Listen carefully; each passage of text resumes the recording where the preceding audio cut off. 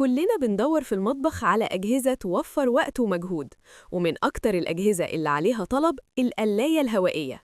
بتطلع أكل مقرمش من غير زيت زيادة، وبتقلل الدهون لحد 90%، وسهلة الاستخدام والتنظيف، ومناسبة لأكلات كتير.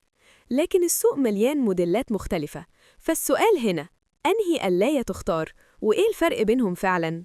القلايات في منها فئات كتير. الفئة الأولى القلايات الصغيرة المدمجة، ده النوع المناسب للاستخدام الفردي أو الأسرة الصغيرة. سعة تقريباً 1 إلى 2 لتر، حجم مدمج، تشغيل بسيط، سعر أقل واستهلاك كهرباء أقل، كمية بسيطة من الأكل، لكن مش مناسبة للعائلة الكبيرة ولازم تتشغل أكتر من مرة لو الكمية كبيرة. الفئة التانية القلايات المتوسطة التقليدية، وده النوع الأكثر انتشاراً في البيوت. سعة تقريباً 3 ل 5 لتر، تحكم يدوي في الوقت والحرارة، نتيجة مقرمشة كويسة وسعر متوسط، مناسبة جداً للاستخدام اليومي، لكن مفيش برامج جاهزة وبتحتاج متابعة بسيطة حسب نوع الأكل. الفئة الثالثة القلايات الرقمية متعددة الوظائف، دي الفئة الأعلى، سعة كبيرة 6 لتر أو أكتر، شاشة رقمية، برامج أوتوماتيك، تحكم أدق في الحرارة، وتقدر تستخدمها للقلي أو الشوي أو الخبز، مناسبة للعيلة الكبيرة أو اللي عايز جهاز شامل،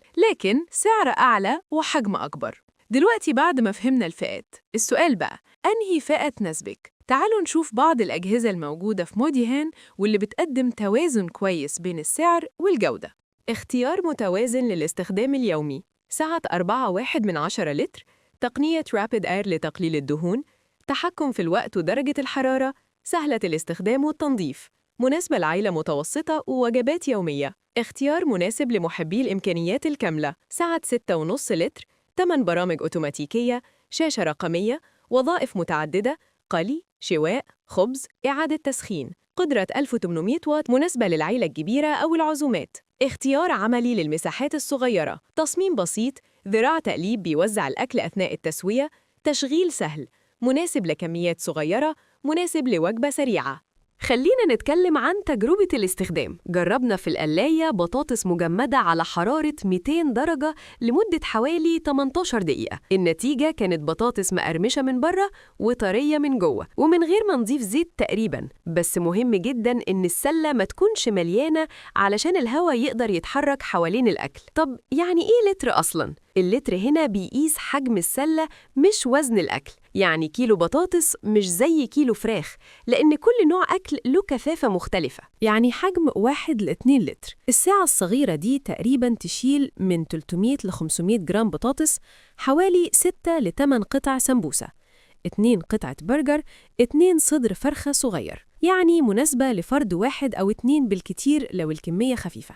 حجم 3 ل 5 لتر، دي الفئة المنتشرة في البيوت، من 800 جرام ل1.2 كيلو بطاطس، فرخة كاملة صغيرة 1.1 كيلو، 12 ل 16 قطعة سمبوسة، 4 ل 6 قطع برجر، تكفي 3 أو 4 أفراد بسهولة. حجم 6 لتر أو أكتر، هنا بنتكلم على سعة كبيرة، من 1.5 ل 2 كيلو بطاطس، فرخة كاملة كبيرة، صينية كفتة، كمية كبيرة تكفي 5 ل 6 أفراد، مناسبة للعيلة الكبيرة أو العزومات.